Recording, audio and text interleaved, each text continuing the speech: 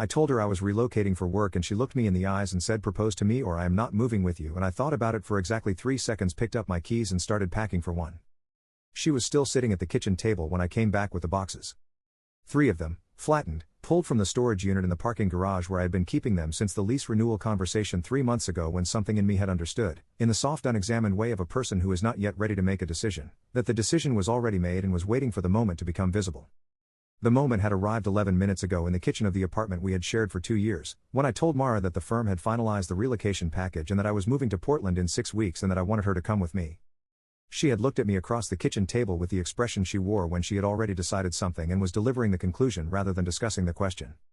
Her hands flat on the table. Her coffee going cold beside them. Propose to me. Her voice. Not a question. The specific register of a statement delivered as a condition. Propose to me or I am not moving with you. 3 seconds. I want to be precise about the 3 seconds because the 3 seconds is the whole story in compressed form. I did not spend those 3 seconds in the anguish of a man who loves a woman and cannot find the right answer. I spent them in the specific clarity of a person whose decision had been forming for months and had just been handed the exact conditions under which it would become final. In those 3 seconds I understood 3 things simultaneously. The first was that Mara had been building toward this moment for a long time and had chosen this specific leverage point with the deliberateness of a woman who understood that a man facing a major life transition was a man in a vulnerable position. The second was that I did not want to propose to Mara. The third was that I had not wanted to propose to Mara for at least 8 months and had been living inside that understanding with a particular avoidance of a person who does not want to be the one to end something and is therefore waiting for the something to end itself. The something had just ended itself. I picked up my keys from the counter. I'll be back with boxes. My voice. Even. The voice of a man who had made a decision and was implementing it. Her face did the thing it did when she had not received the response she had prepared for. I went to the storage unit. I came back with 3 flattened boxes. She was still at the table. Let me tell you about Mara and what the 2 years had been before they became what they were in the kitchen, because the kitchen moment did not arrive without infrastructure. I met Mara Voss at a mutual friends gathering when I was 29 and she was 28, and the early months of the relationship had the quality of something real, which I want to say clearly because the real parts deserve acknowledgement even in a story about what they became. She was sharp and funny and had the specific directness that I found attractive in its early form, the directness of a woman who said what she meant and expected the same in return.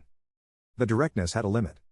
What I did not understand in the early months, and what I came to understand gradually and then all at once in the way of these things, was that Mara's directness operated in one direction only. She was direct about what she wanted. She was not direct about who she was, about the pattern underneath the warmth, about the specific way she had of organizing a relationship around the forward motion toward a destination she had decided on and treating any deviation from that motion as a problem requiring management. The destination was marriage. I want to be precise, the destination being marriage was not itself the problem. The problem was that the marriage Mara wanted was a structure, a set of social and legal conditions that she had been building toward since she was approximately 19 and which had acquired, in the years before I met her, the weight of a mission rather than a desire. The person she married was secondary to the marrying. I had understood this at 8 months and had filed it under something to address later and had continued for 16 more months. The relocation was the later. My best friend Garrett had been saying a version of the same thing for the better part of a year. We had dinner every 3 weeks at a restaurant halfway between our apartments, a standing arrangement that had outlasted 2 of his relationships and one of mine prior to Mara, and across the previous 4 dinners the conversation had returned to the same territory with increasing directness on his end. The last dinner had been 2 weeks before the kitchen conversation. His fork down on the plate. His eyes on mine. You talk about the Portland offer the way people talk about something they've already decided. His voice. You don't talk about it like a decision. You talk about it like a plan. My glass in my hand. The restaurant around us. It's a good opportunity. My voice. It's an exit. His voice. Not cruel. Precise. Not from Portland. From the current arrangement. You're describing a move that, depending on how Mara responds, either produces a proposal you're not ready to make or ends the relationship. A pause. Those are both acceptable outcomes for a person who has decided the relationship has run its course. My glass on the table. I haven't decided anything. My voice. Garrett looked at me. You just came back from Portland for the 3rd site visit. His voice. You have found an apartment in 3 different neighborhoods. You told me the neighborhood by the river has good running paths. A pause. Nolan. You have found running paths. The restaurant around us. The wine in my glass. She might want to come. My voice. She might. His voice. And if she does, what happens? I looked at my glass. Then I have a decision to make. My voice. You've already made it. His voice. The running paths told me. I had not fully allowed myself to know that he was right until 11 minutes before I came back with the 3 boxes. Mara was still at the table. I set the boxes down. I pulled one off the stack and began assembling it, the automatic fold and tuck of a person who has moved enough times to have the motion in muscle memory. What are you doing? Her voice. The specific flatness of a woman whose question is not actually a question. My hands on the box. The tape dispenser from the kitchen drawer. Packing. My voice. We need to talk about this. Her voice. We did talk about it. My voice. The box assembled. Setting it aside. Pulling the second one. You told me what your condition was. I thought about it. I'm packing. The specific sound of tape pulling from the dispenser. You thought about it for 3 seconds. Her voice. That was enough time. My voice.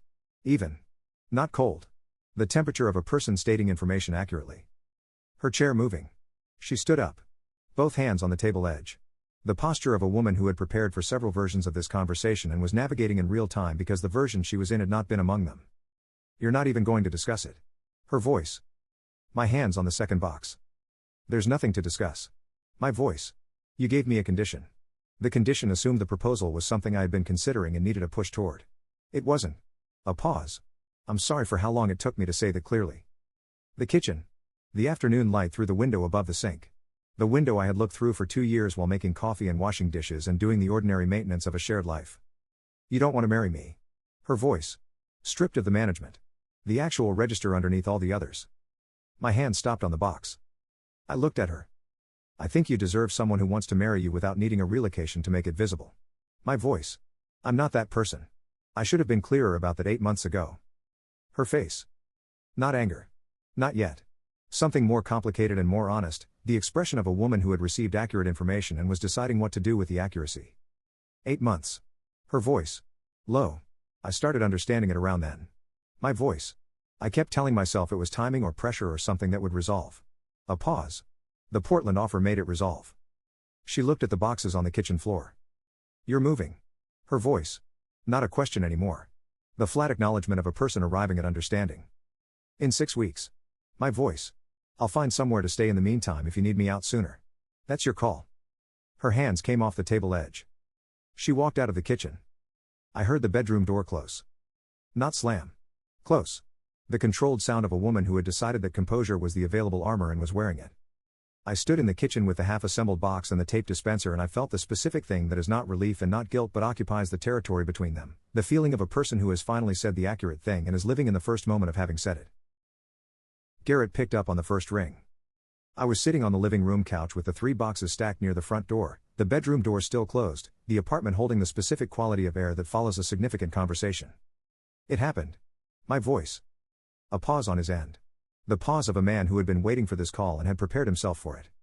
Tell me. His voice. I told him. The kitchen. The condition. The 3 seconds. The boxes. He was quiet through the whole thing. When I finished, he held the quiet for a moment. Are you okay? His voice. My hands in my lap. The living room around me. The running path apartment by the river 3 states away. Yes. My voice. Honest. I'm okay in the way that feels bad in the immediate term and is actually correct. A pause. I'm not okay in the way that means nothing hurts. Both of those can be true. His voice. Both of those are true. My voice. Where are you going to stay? His voice. Practical. Moving into the logistics the way good friends move into logistics when the emotional ground has been covered. I'll figure that out tomorrow. My voice. Tonight I'm just going to sit here. I can come over. His voice. Not tonight. My voice. Tomorrow. Take me for dinner and tell me about the running paths. A pause.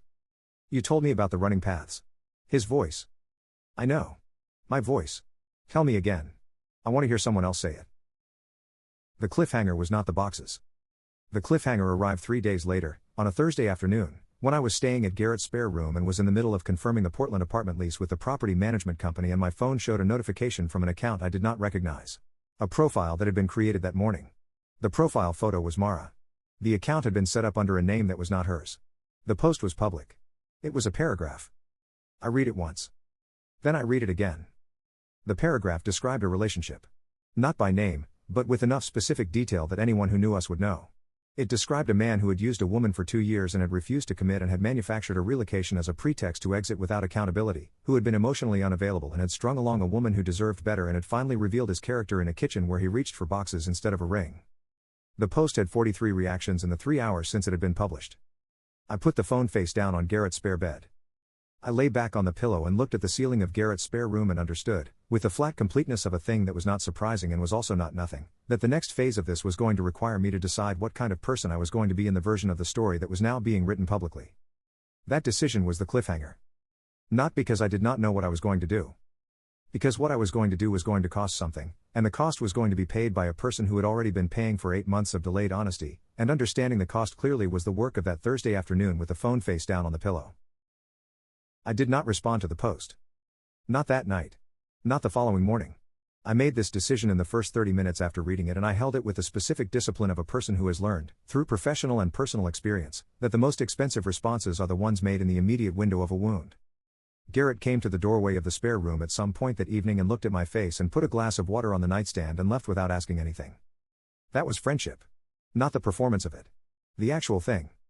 I spent Thursday evening thinking about what was true rather than what was being said, which is a different activity and harder, because what was true required me to be honest about my own part in the situation rather than simply defending against Mara's version. What was true was this. I had known for 8 months that I did not want to marry her. I had not said so. I had continued to participate in a relationship whose implicit trajectory was the destination she had been building toward, and I had told myself that my participation was not a lie because I had not proposed and had not made promises, but the truth was that continuing without clarity was a kind of lie, the lie of omission that costs the other person time they cannot recover. I own that. I also own the 3 seconds. The 3 seconds in the kitchen were not cruelty. They were the first honest response I had produced in 8 months, and they had been delivered to a woman who had issued an ultimatum rather than a conversation, which was itself information about the relationship, but that did not erase my 8 months of delayed honesty. Both things were true. I owned my part, and I was not going to perform guilt about the part I did not own. The post stayed up for 4 days. In those 4 days it accumulated enough engagement from our overlapping social circles that 3 separate people sent me screenshots with varying levels of concern, and one person, a woman named Della who I had known peripherally through Mara's friend group, sent me a direct message that said simply, "I know there are 2 sides to this. I hope you're okay." I replied to Della with 2 words, "Thank you." I did not reply to anyone else. On the 4th day I sent Mara one message from my actual account. The message was 3 sentences. I told her I understood she was in pain and that I had contributed to that pain by not being clearer sooner, and that I was genuinely sorry for the 8 months. I told her that the post was her choice to make and that I was not going to respond publicly or privately to its contents. I told her I hoped she found the thing she was actually looking for, because the thing she was looking for was real and she deserved the version of it that arrived without conditions. I sent it and I put the phone down and I went back to packing. She read it within 4 minutes. I know because the read receipt appeared. She did not respond. The post came down the following morning. I moved to Portland 41 days after the kitchen conversation. Garrett drove up with me. 2 days in the car, his choice, not because the logistics required it but because he understood that the 2 days were the bridge between the version of my life that had just ended and the version that was beginning, and that the bridge was better crossed with company. We arrived on a Friday evening. The apartment by the river. The running paths 2 blocks east. I stood in the empty apartment with the boxes stacked in the center of the living room and the Portland evening light coming through the windows that faced the water. Garrett stood beside me. Well. His voice. The voice of a man surveying something and finding it right. My hands at my sides. The light. The boxes. Well. My voice. He put a hand on my shoulder briefly. The specific gesture of a man communicating something he did not need to put into words. Then he found the box labeled kitchen and started unpacking it, because the work of a new life begins with the practical things, with the coffee maker on the counter and the plates in the cabinet and the ordinary architecture of a space becoming yours through the accumulation of the objects that belong to you. I ran the path the following morning. 6 in the morning. The river visible through the trees. The specific quality of a Pacific Northwest early morning, the mist and the particular green of it, and the cold that was different from the cold I had been living in, a colder that belonged to this place rather than the place I had left. I ran for 40 minutes. On the way back I stopped at the bench at the halfway point and sat for a moment with my hands on my knees and looked at the water. I thought about the kitchen. The table. The coffee going cold. Her hands flat on the surface. 3 seconds. I thought about 8 months of delayed honesty and what it had cost both of us. I thought about the post and the 43 reactions and the 4 days and the 3 sentences and the morning it came down. I thought about the version of the marriage that would have existed if I had produced a ring in 3 seconds from a place of pressure rather than intention. Then I stopped thinking about all of it, because the river was there and the morning was there and the path needed the second half of its running, and I was the person who was going to run it. Garrett went home on Sunday. I drove him to the airport and we said goodbye in the departure lane with the efficiency of 2 men who had said the necessary things over 2 days of driving and did not need a long goodbye at a curbside. Call me when you find your coffee place. His voice. The window down. His bag already on the curb. You'll be the first to know. My voice. That's the correct answer. His voice. He picked up his bag. He walked into the terminal. He did not look back because neither of us was the type to perform the looking back. I drove back to the apartment. I want to tell you about what the 3 seconds actually were. Not the performance version of them, not the version where a man coldly produces boxes in response to an ultimatum and the story frames this as self-possession or wisdom or the triumph of clear-eyed decision-making over emotional entanglement. The 3 seconds were the arrival of honesty that had been delayed by 8 months. They were not confident. They did not feel clean in the moment.